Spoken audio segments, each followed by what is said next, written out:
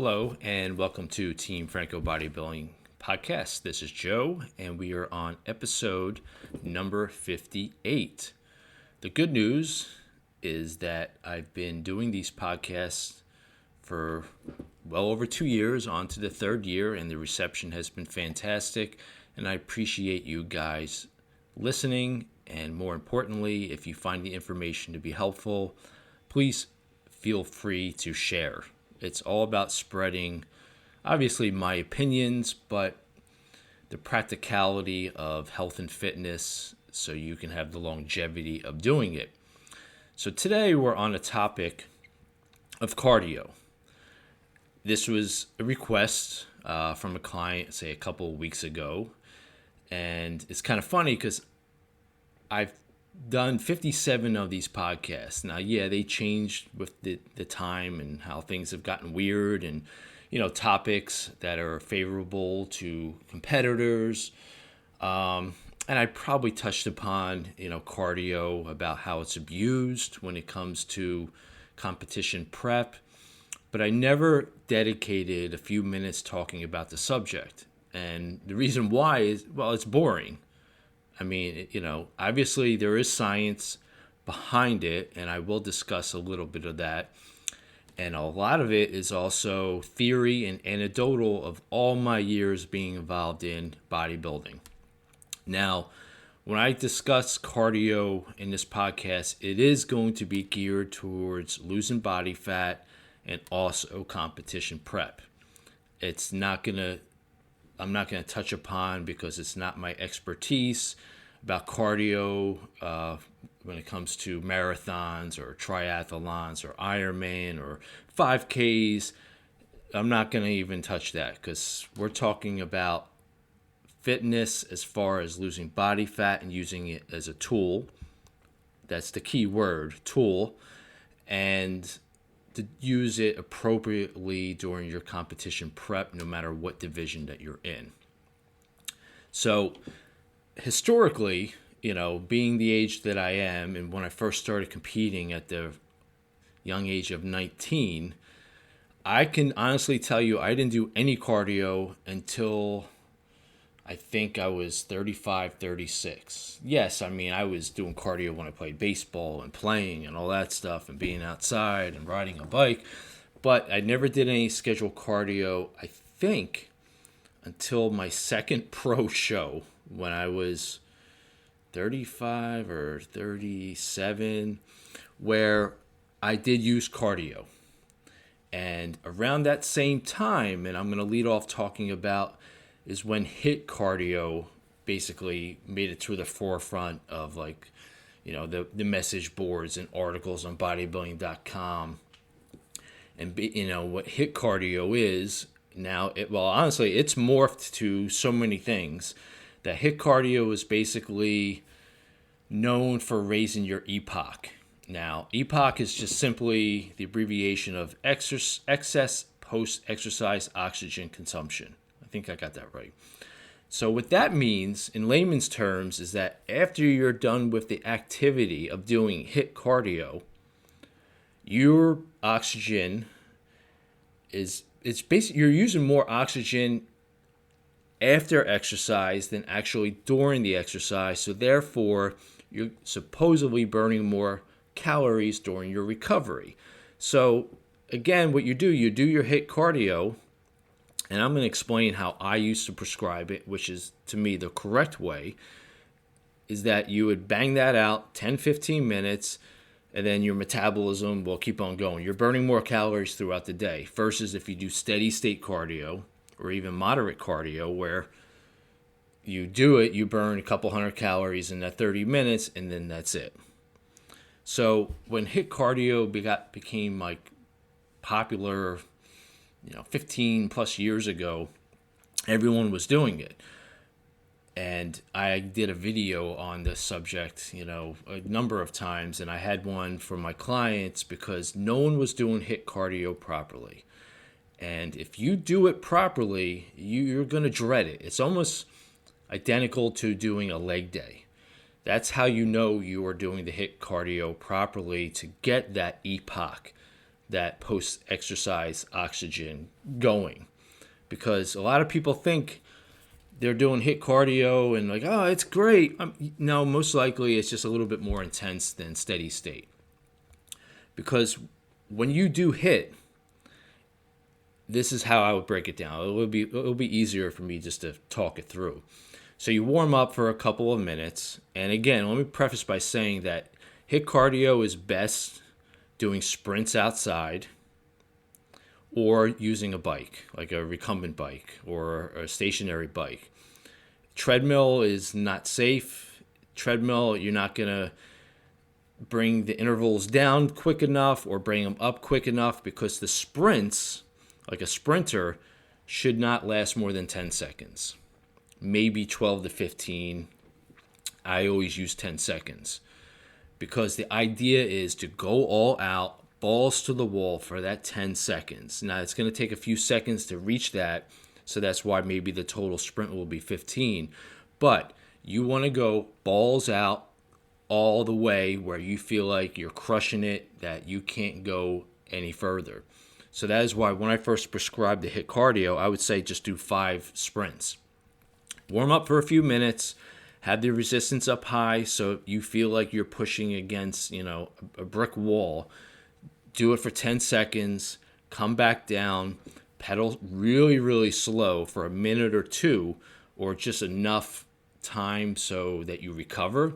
So then you attempt that second sprint. And then you would repeat it for 3 times for a total of 5 sprints. And then typically cool down 5 to 10 minutes just to bring your heart rate back down. That is HIIT cardio. Now, if you go back and you do some real research, in labs when they were showing HIIT cardio to be done properly, 9 out of 10 times it's done on, I forgot the name of the bike that you'll find like in a cardiovascular lab, pulmonary type lab.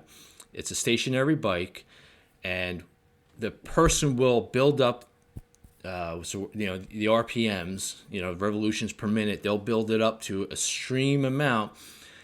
And then they release this weight that drops, so then you're pedaling against resistance.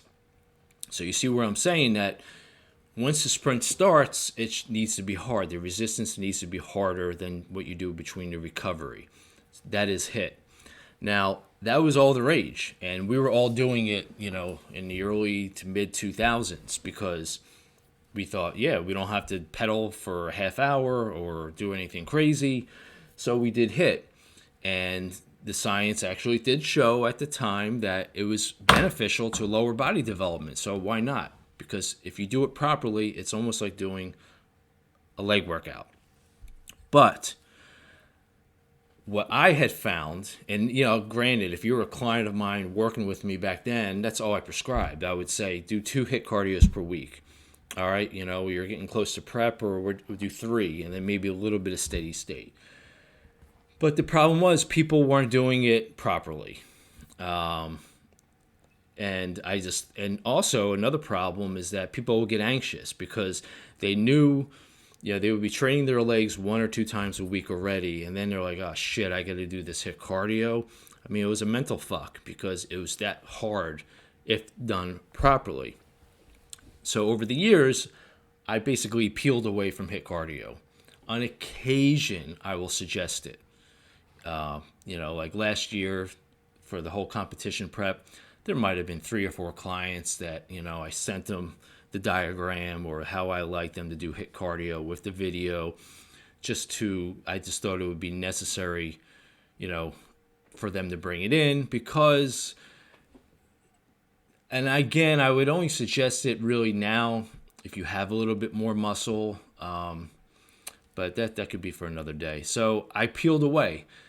And as most of us know, what got really popular over the last few years was counting your steps, your NEAT activity, which is basically the non-exercise activity thermogenesis, simply meaning the calories that you burn outside of exercise. So that's just daily activity, because even on my questionnaire, when someone signs up or wants to learn about coaching, I'll ask them, what's your activity level like? Or I'll revisit that. Are you on your feet all day, or are you sitting down all day?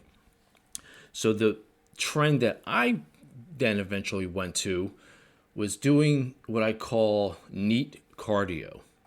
So that simply means just moving your body more. You can count your steps, but if someone works at a desk all day or is just more sedentary, I will prescribe, say 60 minutes of neat cardio per day. A light, moderate pace, any kind of exercise machine you want. So we just know that you are burning more calories. So that is and for example, when I prepped and competed back in 2019, that's all I did. I mean, mentally, when you get really, really lean, it's more difficult to do that HIIT cardio because your energy levels are already in the shitter.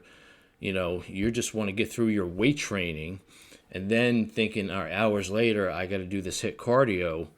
Then it's you don't have the energy. But if I were to tell you, just sit on a bike for 20 minutes and at a moderate pace and watch a few videos, you won't have a problem with that because that actually can be therapeutic and relaxing for the time being, get away from distractions. So personally, as a coach, I got away from the HIIT cardio because of that. I'm not saying it's ineffective, but the mental aspect, the physical aspect, especially if you're deep into prep, and for example, if you are a bodybuilder, a top-level figure competitor who is getting super lean, you're not going to have the energy.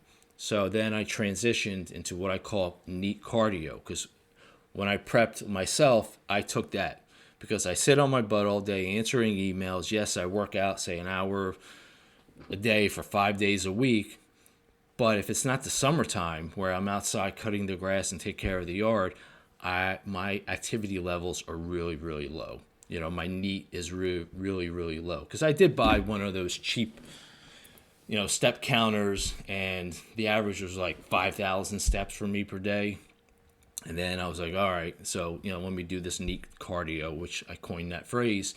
It's just walking. And for example, because I started my prep, and I discussed this last month, I'll walk a mile, 3 miles an hour, just to move. So I'm getting a couple thousand steps in that way, so that helps.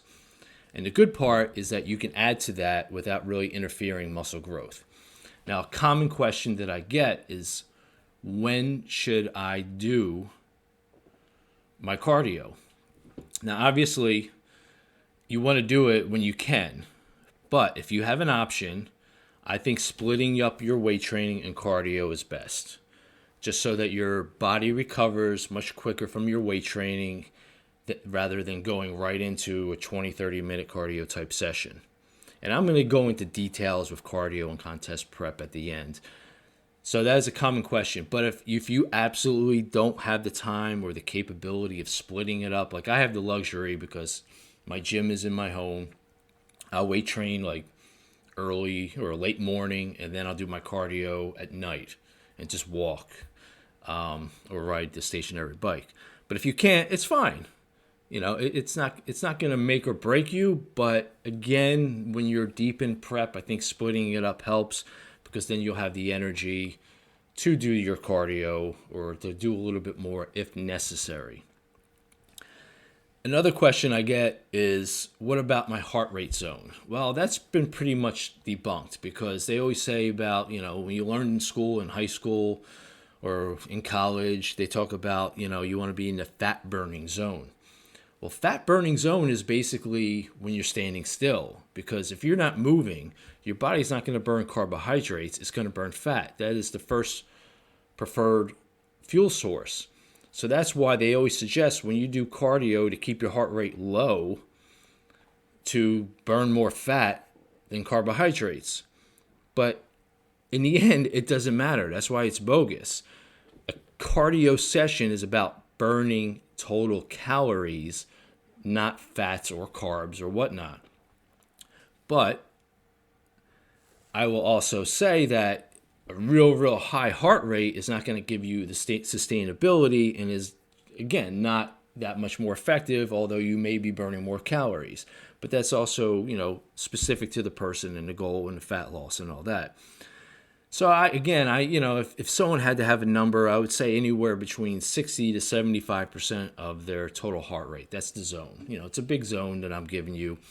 It's just enough that you feel like you're moving, out of breath a little bit, maybe sweating a little bit, but you don't have to go balls out, or you don't have to walk at such a leisurely pace that it's slower than if you're walking back and forth in your house. So that's the happy medium. So those few things I just wanted to get out of the way. Now, again, like I said initially, that cardio to talk about is boring, but it is an important topic, and it is a tool when it comes to fat loss. It is a tool when it comes to competition prep. Although it's a great tool, because this is something that a lot of people don't think of, doing cardio allows you to eat more.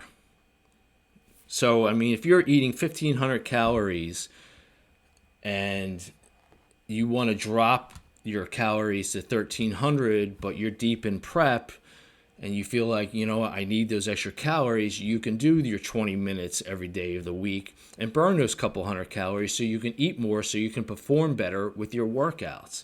That's the caveat. That's the little trick. If you look at cardio as allowing you to eat more, now, again, I'm not talking about eating disorder or anything crazy that, you do an hour of cardio a day so you can have that cup of ice cream. No, I'm talking about the nitty-gritty when your diet is in place first, because you should never use exercise as an excuse to eat like shit or to change your diet to that, extreme level. It's just that small amount of additional cardio will help keep that few extra calories in that is necessary for you to perform in the gym and to maintain that muscle that you build up in the off season. When I first work with someone, okay, I learn if their activity level and what their goal is. Now, if someone is really inactive and they want to compete or not compete and they need to lose 20 to 30 pounds, I will automatically start them off with 60 minutes minimum of cardio, neat cardio. And I would suggest to that person, you can do whatever you want. You can break it up. You can do 4 times 15, 2 times 30, 3 times 20. It doesn't matter.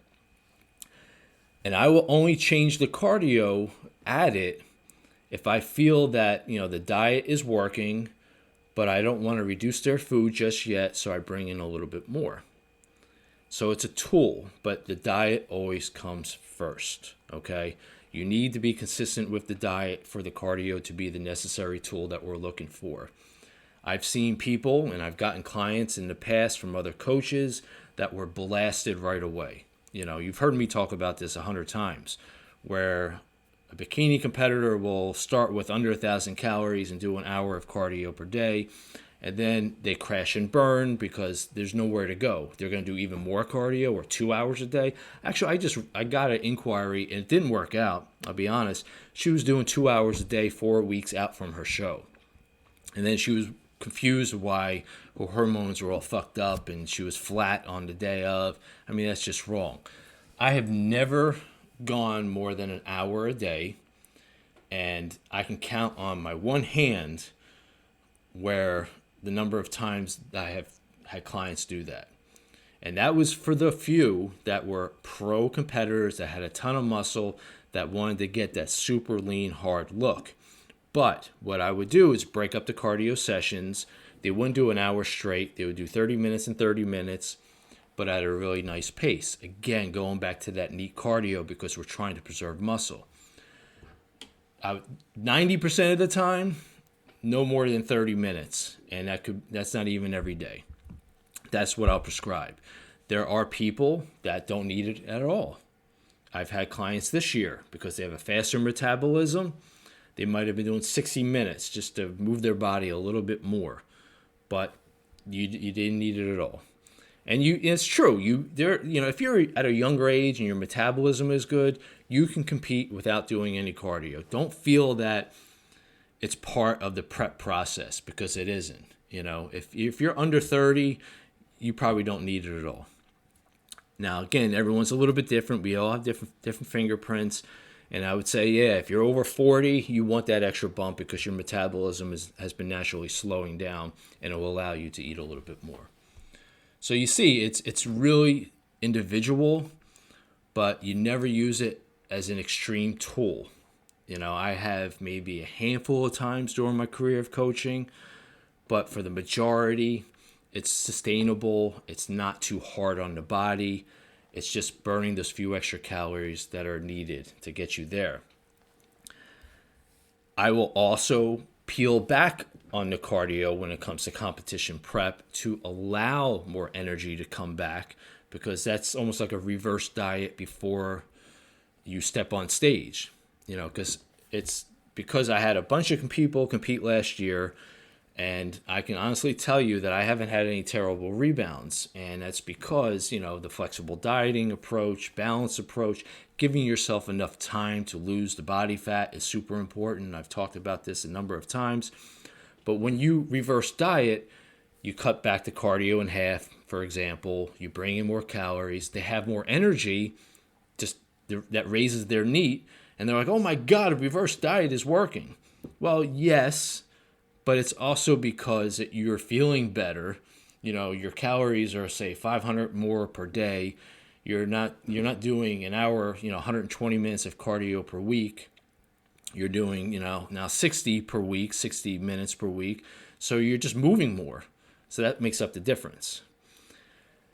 So the take-home point of this is, figure out what cardio works best for you. You use it as a tool to help you eat more, to burn those few extra calories, to accelerate the fat loss, but your diet needs to be in place first. Again, if someone signs up with me today, wants to compete in the summer, minimum cardio to start. We learn what their body can handle with the diet. We focus on that certainly for the first month, and just add a few minutes each week if necessary. If it's a more experienced competitor with more muscle, I will get more aggressive with the cardio, because they can afford to lose that little bit of muscle tissue to get leaner. Not extremes amount, guys. It really isn't needed, because you fall into that rabbit hole and you feel like you need to do more and more because it's easier than weight training, but you're taking away from your weight training. Your weight training is what's going to keep the muscle on your body the most with a proper diet. So I'm going to wrap this one up. I see I exceeded 20 minutes. Hope everything is great with you guys. I will put out a couple more podcasts this month, and I will do another update on my prep if you're interested in following along. And if you have any questions or concerns, you can email me at fitfranco@verizon.net, teamfrancobodybuilding.com. And if anything with coaching or whatever, you hit me up. Take care, guys, and thanks for listening.